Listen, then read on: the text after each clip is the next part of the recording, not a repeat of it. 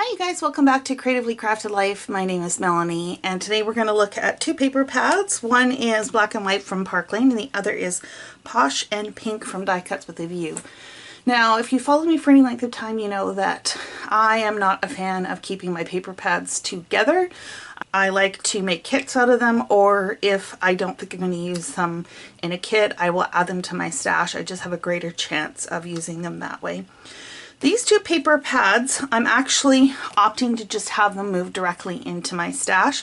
These are all just black and white, and these are pink, black, and white. But there's not really any multicolored that kind of work for me. So what I thought I would do is just share what the papers look like in the pads so you can see what they are. And then they're just going to go in my stash. So the first one is black and white. Like I said, this is from Parklane, which you can pick up at Joann's. I did take this apart already, and I'm just going to share with you what it looks like. So you get two sheets of each pattern.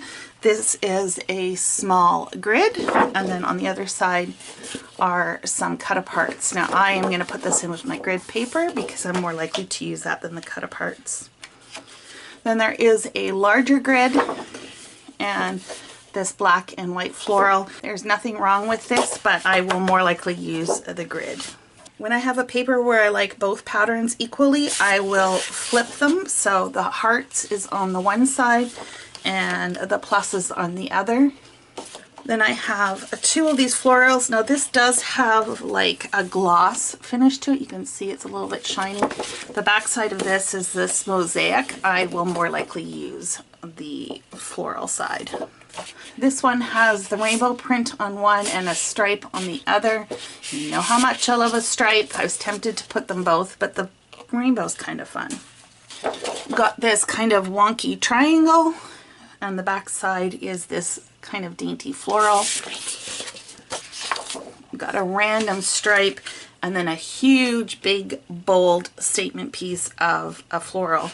I'm not sure how I would use this, but it's such a striking paper that I felt I had to at least, you know, have it presented in case an opportunity arose, you know, that triggered my creativity.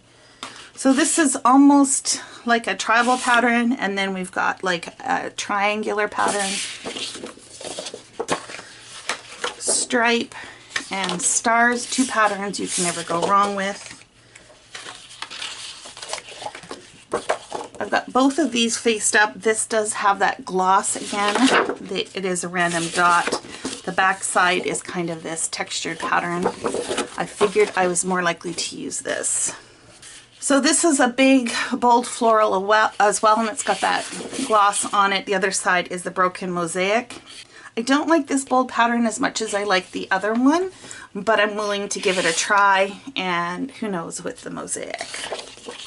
I could see that this would be a cardstock that, you know, I would purge at some point down the line. And then I've got that kind of small floral, this time on a black background. On the other side are bees. I'm more likely to use the floral. So that is Parklane black and white, and these will probably all go in my black section with the exception of the grids that will go in my grid section. Let's move on to Posh and Pink. Start off with the pinks. This is a quatrefoil design. I have two sheets of that. The back side is this kind of gray rose. More likely to use the pink side. Here is a geometric pattern, and the back side is this black floral. Now considering I just showed you an entire black and white pad, I figured I was more likely to use the pink.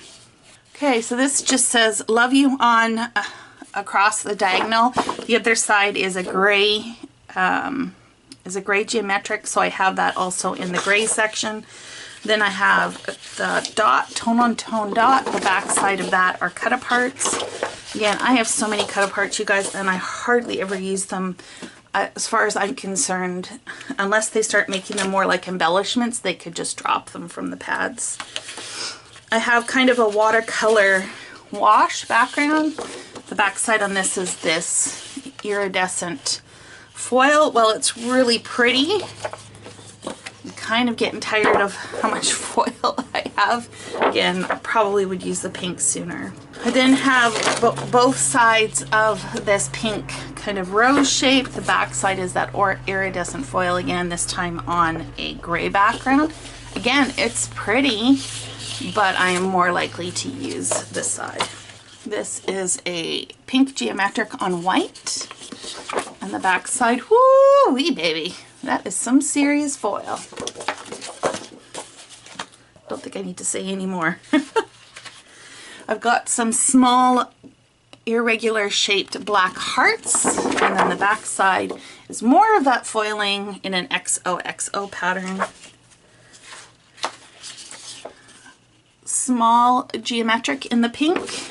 Back side, yet more cut aparts. Probably one of my favorite patterns. You guessed it, a stripe. And the back side is a gray geometric, which there is nothing wrong with this. I am just opting to keep both stripes because you all know how much I love them.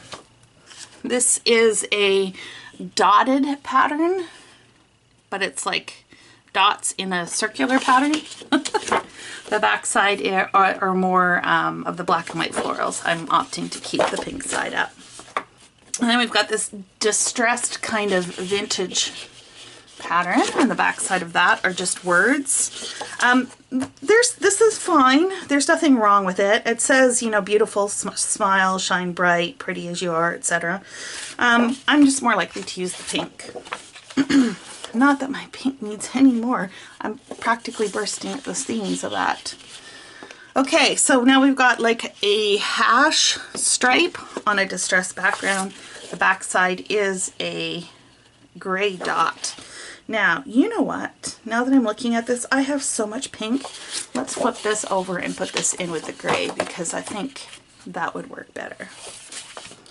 Here's that gray geometric that I showed you earlier.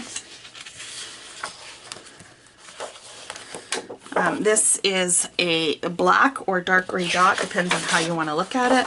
And one of the few patterns that actually coordinate all the colors together.